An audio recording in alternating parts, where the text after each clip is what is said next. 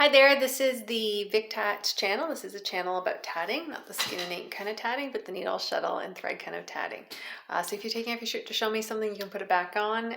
It is, I think, June 12th, 2022. And it's been a while since my last post, not because, well, you know, my house burnt down, but not because of anything too terribly whatever, but I just seem to not manage to do it. So just as an update, I have a place to live right now that's near where my clinic is.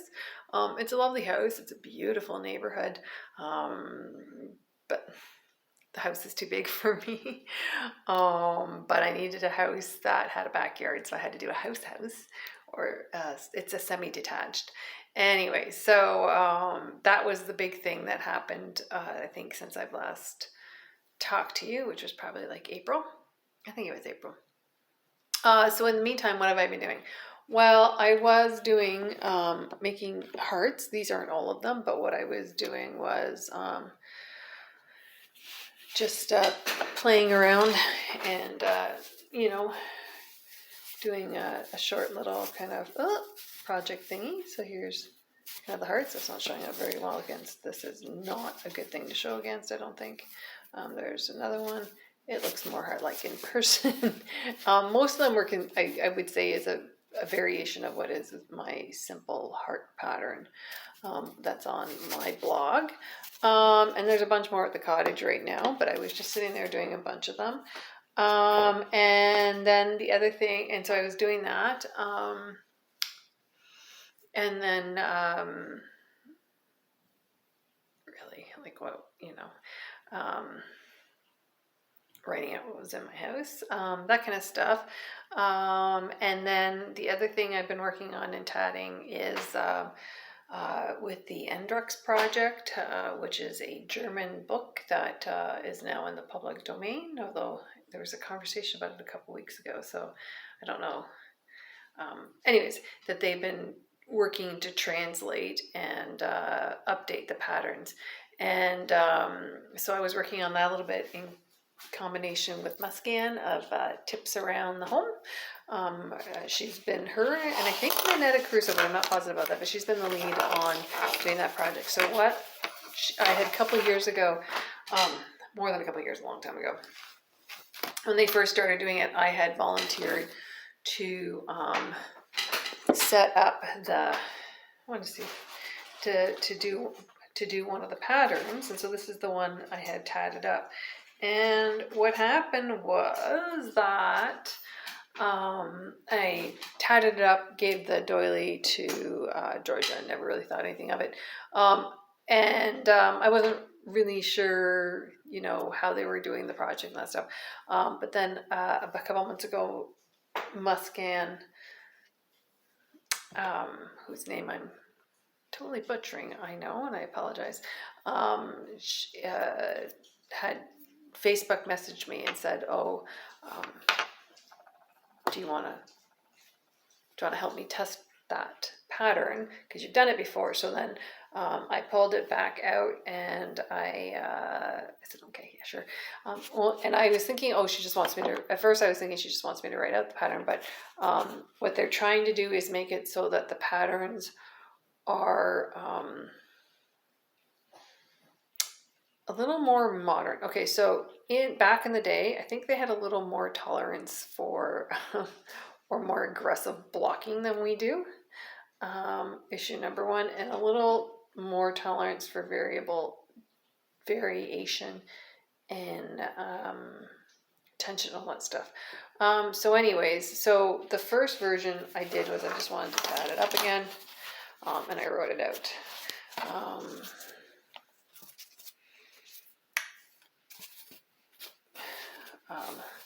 And this is the first one.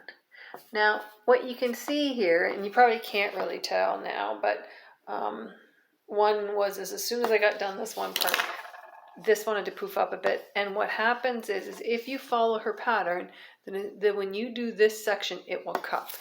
And then,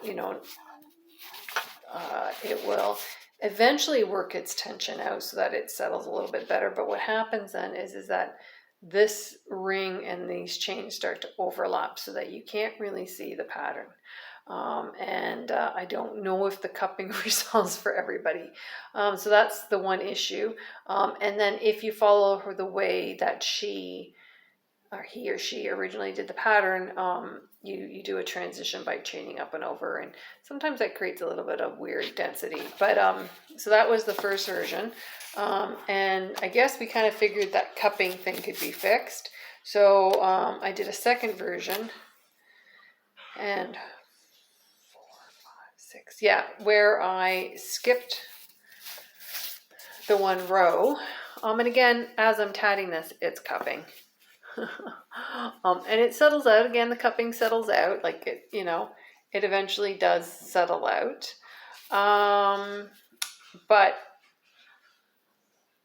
it might not for everybody. So what actually, and you can't really tell on this one, but what actually happens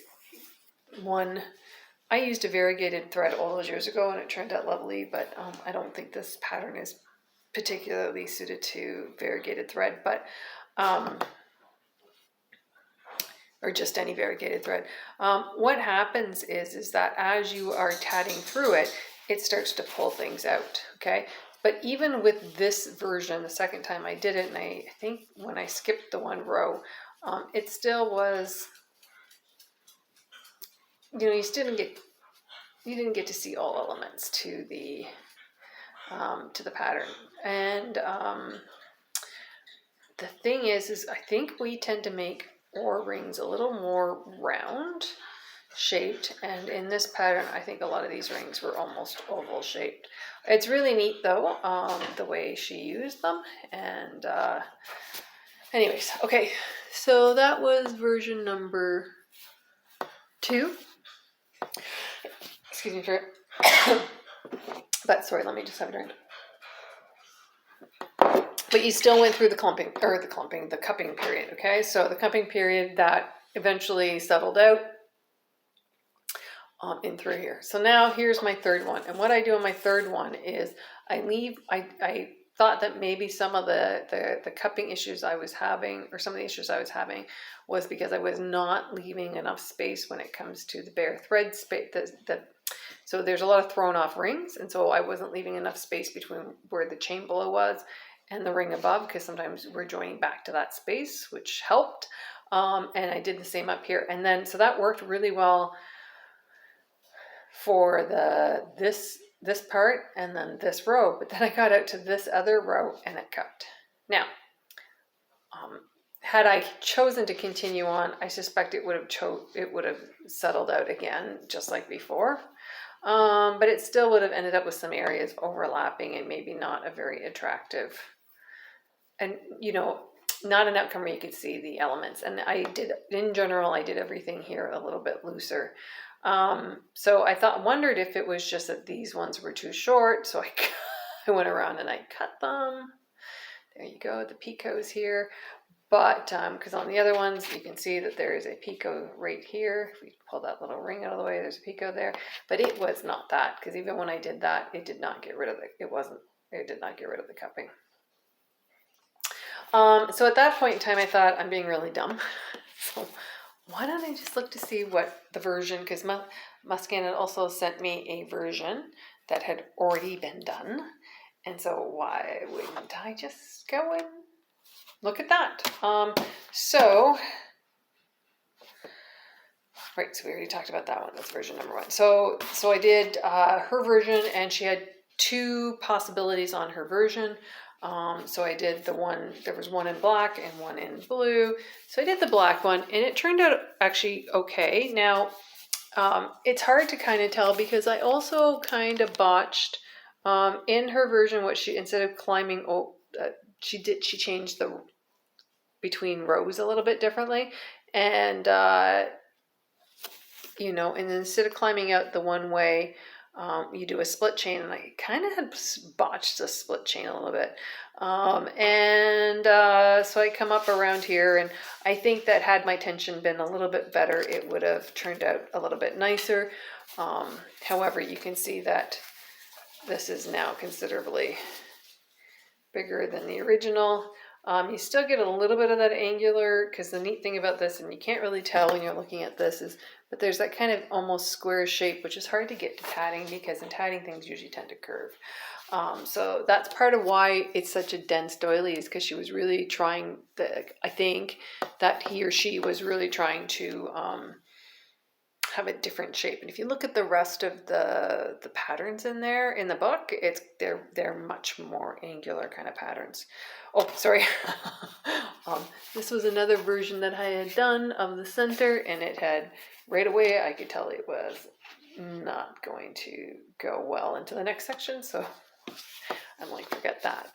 Okay, so then on the final one, which I have not yet done the outside round. This one is still, let me get this lined up here. This one is still this one is slightly bigger than the original still, okay, this version. But what I think worked really well with this version, hold on a second, it's gonna show up better on here, I think. Yeah, there it is, okay. White is not the best choice. The thing I think that was better about this version is that it was a little more tight in than this version. Now that could have just been my tatting at the time. And it kind of preserves that nice little square inside a little bit better. If you compare this to the original, they're a little more similar. Now I have not yet done the outside round, but what would be nice is if you see here on this round, maybe you can't see, but the rings kind of, they come out a certain way and kind of create a nice little pattern that comes out, and hopefully that's what will happen with this one. And there I am so far. And the only thing, that is a little bit different is that these are a little bit poofier than this section, because there's the equivalent section there. And you've got this nice ring forming around that I don't know that you quite get as much, that little double ring there, as much. So we'll see how this settles out. And look at it how it is comparatively, so that one. Anyways, so that's kind of what I'm doing in tatting.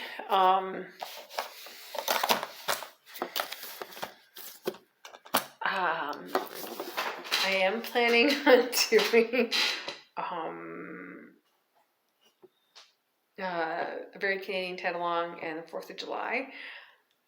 I looked, I'm pretty sure that the base for the thing that I was thinking of doing for the 4th of July is up in smoke. Actually, I think it got frozen and drenched and smoked, whatever. Anyways, so that it may not be what originally I had intended. I'm pretty sure my pattern that I was going to do last year, and then I changed to the other pattern, which I spent a lot of time on, is gone for the Very Canadian Tat-Along, which is fine. It's okay. Although it was kind of a tribute to Gord Downie, who is the singer for the Tragically Hip, that passed away, but that's fine. It just is what it is. Hopefully I'll find it, but I'm pretty sure it's gone. Because remember, I have a cottage and I have a house, so. So that's the good news, I think. Or that's what I'm planning. That might change, because we're a couple days, we're almost halfway through June, so that might change. I do have an alternative pattern for the weekend that we can use for both dates if I don't get the second one done. What else? So that's kind of it with tatting. With cross stitch, what I was doing is I'm kind of a DMC person. When it's Aida, I like the DMC Aida. And so what I was doing was I was buying and that's the crunchy Aida, that's like the $5 stuff. I was buying it and then dyeing it with Rit dye. And then I tried some stuff I like the stuff that some of the Loops brand or whatever, Loops and Thread brand from Michael's, this is a 18 count. I'm like, oh my God, what's wrong with me? And I believe, okay, and then this is a 28 count, I think. The other thing I had to do that I was doing for most of this time was I had signed up in January, February, before the fire, and signed up for a fall exchange with Cross Stitch. And so, oh shit, I forgot about that. Oops. Like, oh my God. Okay, so this is what so originally, I was doing this and I made a mistake. You can't see, but it was gonna be, I had made one before, it was a kitty cat, and I made a mistake, so I made a smaller kitty cat, and you can't see the outline that I stitched there, but I'm a little nervous about trying to make that into a little kitty cat. And originally it was going to be, because all cats are gray in the dark, I'd picked the gray. So then when I kind of went wrong there, I actually went with the Hello Fall cross stitch, and it's much, much prettier in person than it's looking on here. Cross stitch from designed from Pinker and Pumpkin Quilting, which is a free design. It's one of her older ones, and it is super cute. And what she had done at the time is she'd finished it as an acorn, so kind of fancy. And I had originally thought I would do the same, and I'd gotten some. Okay, so these aren't the same color of grays on purpose, but I had thought that I would get something like this or this for the bottom, and then something like this for the top, and make it like an acorn, and this goes on an acorn pillow, and that goes on in the middle. And coincidentally, my father found me a $5 sewing machine at the Shriners, or is it the Shriners or the Masons? Because he's a Shriner and a Mason, so I don't know which one. Their yard sale a couple weeks ago. However, and it works lovely. However, I think I'm just going to do a really neat square. I had planned on the back tatting some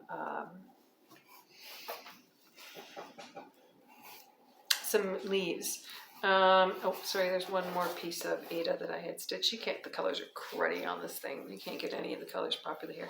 And I had, when I was in Brockville a couple weeks ago, I went to the Taylor Sewing and Quilt Shop, and I had gotten different material. So what I was thinking I would probably end up doing is kind of this on the back here, either this one or this one. And what you can't tell on this is that this is a browny purple, or, I don't know. It's hard to tell, but, I thought it was a very autumny color, but I'm not sure how it goes with the gray. And I think by accident I bought 32 count gray linen, as opposed to 32 count Lugana, which means I think more than I really wanted to for it. I bet I did. Anyways, no, maybe not. Maybe not. Anyways, so let's just take a look. What did I buy? Well, it turns out this is not the receipt for that. Okay. I got something in this box, I can't remember, so I've been dumping it. What did I get in this box? Oh, I got some of my computer stuff in this box because I had to buy my new computer. But other things I have purchased, I have forgotten that I purchased this pattern. It's called Dream by Autumn Dream by Cottage Garden Samplings. I loved this pattern since the first time I've seen it. And so even if I don't do the whole pattern, I'm going to make there's a little pumpkin that's on the pattern, a pumpkin house that I'm going to make. But I totally fell in love with this pattern. So anyway, so that's what I have been doing in cross stitch, but that part's done. That part's whatever, and now I just have to actually package it up. Or not package it up, I have to make the pillow. Oh my God. And so the thing is that you don't realize how much stuff you need to do something that you think, oh, it doesn't cost you to do. So now I need to make that pillow, so guess what I have to do? have to go buy an iron. Okay. You never go wrong with an iron anyways, but I have to go buy an iron, and I have to buy a cutting mat and all that stuff. I don't have to, it'll be easier if I buy a cutting mat. So then the other thing that I have done is I have worked on the weekend, I worked on, you can't really see this very well, but I worked on a pattern to send down to the Palmetto Tatting Guild, because I always put something in their quilt, and it is their 20th anniversary, or in their, oh my god, I always put something in their grab bag, I did not say the word properly, and so I made a little kind of, to me it's supposed to look like a daylily, which is technically not a lily anyways, but according to Wikipedia. I did purchase, and I am working on a Mill Hill kit. We're now into cross stitch, by the way, Mill Hill kit. And I had purchased this cross stitch bag, or it could be tatting bag too, from Darlene Dion Designs on Etsy. Now, the reason I'm telling you this is she's a fellow Canadian. She's from out east, and she actually does some cross stitch patterns. I haven't started any of those yet, but she's terrific. She also has a floss tube. I have signed up to do the Witchy Stitcher Supernatural Stitch Along, and this is the material that Lugana that I bought and then over dyed to make look even uglier, which you can't tell, but I was trying to make it so it was kind of a little bit, I don't know, different. I wasn't going to dye it or do anything, change anything, and then I got home and I dumped some orange in there, and I'm like, oh, this is too bright, and then I dumped some gray in there. Oh, this is another one of the fabrics I have dyed. DMC. I also, the other day when I was at the thing, at the cross stitch place, I purchased this pattern, which is the raccoon. I love raccoons, so I have a couple of other raccoon patterns that I'm going to do, but they kind of got interrupted by the fire. So this is how far I've gone on that, which doesn't look like a lot, but actually I'm pretty happy with that progress, and it's been super fun. I like things that have, I like this because it's blocks of color.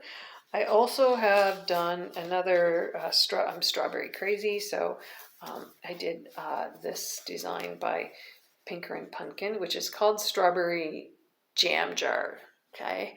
And so there's supposed to be a jar around the outside of it, and I keep going back and forth. You can't see, the white flowers aren't showing up right now on this, but they're there.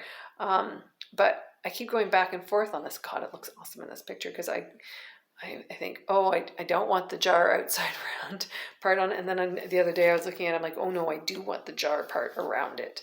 So I don't know. I might stitch the jar around it. I might not. I still haven't decided. And then the other one I'm working on is a pattern by the Housewives of Cross Stitch, because on Mother's Day they had a sale on some of their patterns, on their Etsy shop. Sorry. And it's a strawberry farm. There's a little barn here and then little strawberries around.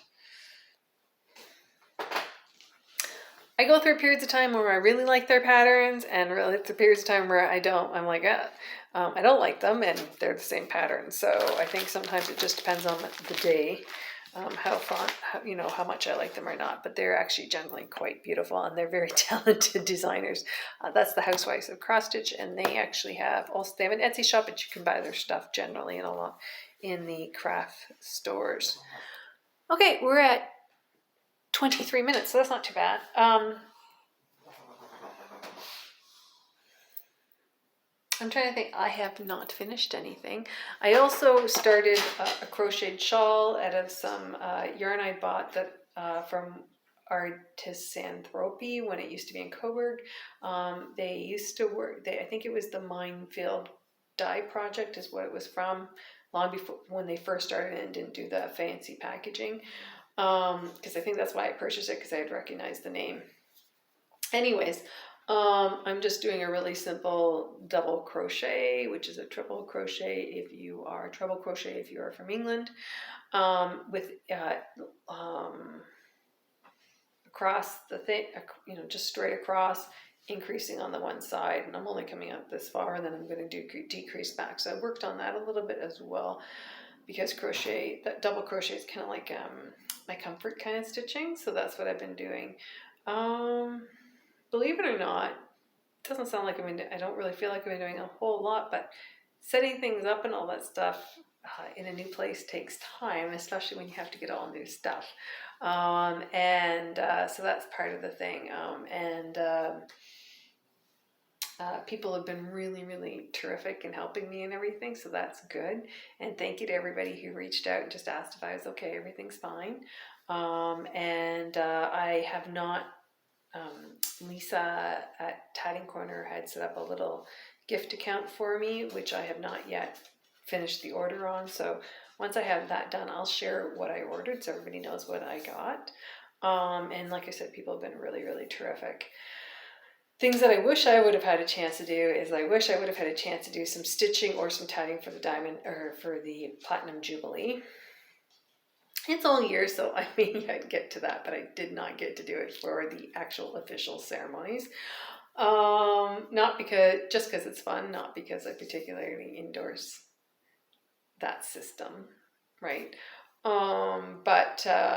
Anyways, so that's the thing, and so I was disappointed in that.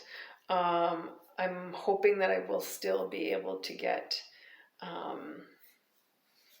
something for the Very Canadian Tat-Along and the 4th of July. It is likely, though, just in warning, that there will be no diagrams with any of this stuff because the system that I used was very old. It was the Adobe version. I think Adobe? Yeah, I think so. I can't even remember what it's called. No, it was the sans serif version. No, that's not right. I can't think of what it's even called. My dog's gonna bark. Anyway, so I have got to figure out a new program to use and go from there. I have lost all of the existing patterns that I had before, unless they were on email. I'm gonna look for some of them on email, but because my computer is gone, right? It was nowhere to be found. So that's the thing. And lesson learned, everybody back up to the cloud. So that's kind of where I'm at with some of that, with that stuff. And any of those samples that I had. So there's a whole bunch of Christmas samples that I had meant to get shared this year and didn't. There was a really cute little Santa cup and all this kind of stuff. So I'm hoping that I was successful. I had kind of had a moment where I could kind of remember how I did it. So I drew that out. So I'm hoping that will be successful. The other thing is, there's a couple other things that I've given people as gifts, and hopefully I will be able to get all of those, take pictures of them so that I can redo those designs as well. Otherwise, you know what, it's fine. We'll just go forward. On that note, it gives me a whole new perspective on really how excited I get about things. So really, the cupping on here when it settled out didn't really bother me too terribly much because I'm like, meh. I'm not expecting a lot of longevity out of some of this stuff. Anyways, oh my God. Okay, I'm going to let you go and sign off and wish you happy tatting because my dogs are about to go apeshit. Okay, cheers.